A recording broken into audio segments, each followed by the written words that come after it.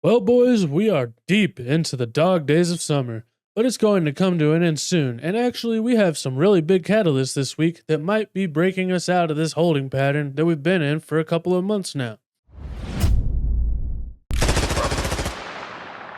At the time of recording, Bitcoin is still sitting at about $59,500, but yesterday we did look like we were going to break out of this possible bull flag formation here on the 4-hour chart, and the price did get up for a short time above $60,000. Hopefully this is a breakout in the making, but we did come back down for a slight bit of retracement, and until we can actually close above this about $60,000 level, it looks like we might continue sideways for a little while longer. A lot of people are wondering why Bitcoin and the rest of the crypto market aren't getting really big gains like the S&P 500 has been recently, and the S&P has been trading like a shitcoin basically. Yeah, it had a little bit of a retracement, but it looks like it's about to reach all-time highs again. So why isn't Bitcoin skyrocketing to the upside, or at least sitting at a solid all-time high? I mean, a lot of people do say that cryptocurrency is a lot more volatile than the traditional stock market, but recently that just hasn't seemed to be the case.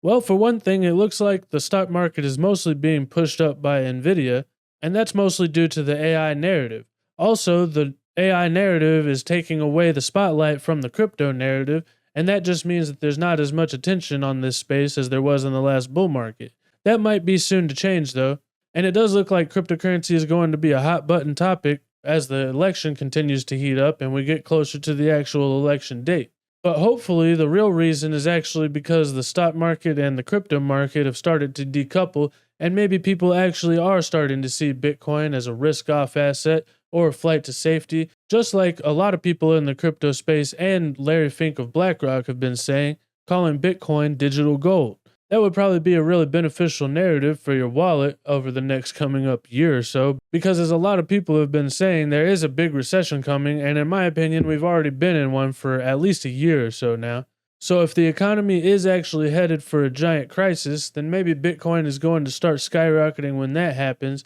because for one thing, the Fed is going to start lowering interest rates, which could free up a lot of liquidity into the system, and with people selling out of their stocks due to the panic, they could be looking for alternative investments like gold and bonds and maybe even Bitcoin. This is just speculation, but really this is what Bitcoin was created for, and if it doesn't do that or follow that narrative in the near future, then it might actually be failed as a project, or at least it will have failed for the original intended purposes that it was created for. It's going to take some time for these narratives to play out, and it is all still speculation, but I think the time is coming up soon, and eventually we're going to find out if Bitcoin can actually hold us up or become a dollar alternative in the middle of a recession, and if it can protect us against the collapsing of banks, like Satoshi pretty much seemed like he intended it for whenever he put a newspaper article about the collapsing banks in the data for the very first Bitcoin block. For now, though, one catalyst that could maybe send us going up is if we start to see some of the leaders of the Democratic Party and the DNC start talking positively about crypto. In my opinion, it's probably more likely that we're going to be seeing some attacks, not actual physical attacks probably, but attacks against the crypto industry by leaders in the Democratic Party. This has pretty much been their MO since cryptocurrency was created, but I really don't expect them to even mention it, honestly, and we didn't see anybody mention it in the RNC. Plus, with crypto still being a nascent industry, I'm not really sure if the people that are actually running the Democratic Party believe that it is that big of an issue for them to actually mention it at the convention. In other news, a lot of people are really worried about the revision of the non-farm payrolls for July that's supposed to be coming out in the morning. And with Jerome Powell speaking at Jackson Hole this Friday, it could definitely have a big significant part to do with what he's actually going to be saying. And a lot of people are going to be paying attention to what he has to say to see if he indicates any higher than a 25 basis point rate cut coming up in September.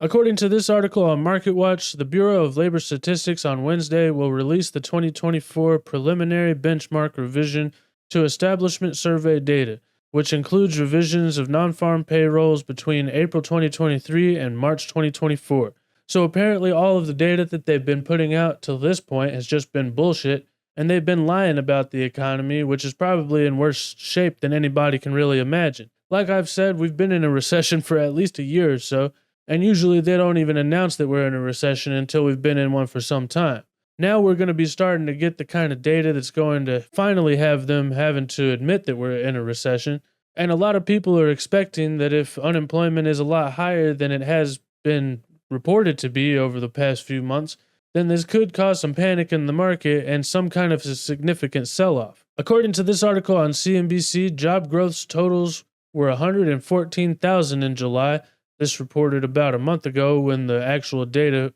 preliminary data came out, and it was already much less than expected, with unemployment rising to 4.3%. Whenever this happened, we did see a pretty significant sell-off intraday, but it looked like we recovered pretty quickly as people realized that it was really bad data, but it didn't mean that we were in a financial crisis yet. According to this article on You Today, though, it looks like between 600,000 and 1 million jobs could be eliminated, according to estimates from Goldman Sachs analysts, who expect a significant downward revision of the preliminary NFP data, and this revision may indicate that the labor market was far weaker than previously thought, which could cause the market to move significantly. Expectations of Federal Reserve policy would probably change if the updated NFP data reveals a significant decline in employment. At present, the market is factoring in slight reductions in interest rates for the upcoming year. However, more aggressive rate cuts earlier than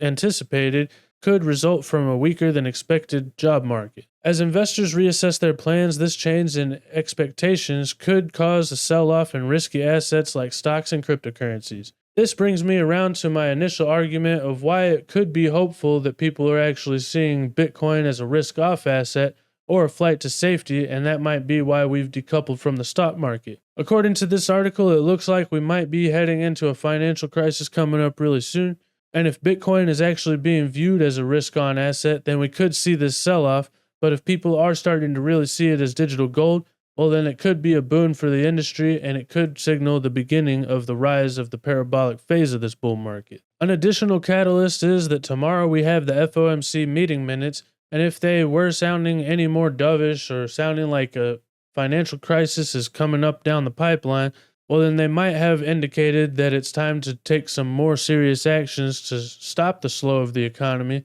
And there could be some indications of a coming pivot to a more dovish stance by Jerome Powell in his Friday speech at Jackson Hole. For now, it looks like we've got about a 71% chance of a 25 basis point rate cut and only a 28% chance of a 50 basis point rate cut, which is actually significantly different than what it was about a week ago whenever we got that initial preliminary non-farm payroll and jobless claims from July, indicating that the unemployment rate had risen drastically more than people were expecting. So if the revised data actually shows that the unemployment rate is higher than it is currently being reported to be, then we could see these odds of the 50 basis point rate cut actually coming up again. And I don't really expect any decisive moves necessarily between now and Friday, because what Jerome Powell does have to say at Jackson Hole is going to weigh significantly on the direction that the market heads from here. So let me know what you guys think in the comments. Is the revision going to come in with unemployment being way higher than it's being reported to be?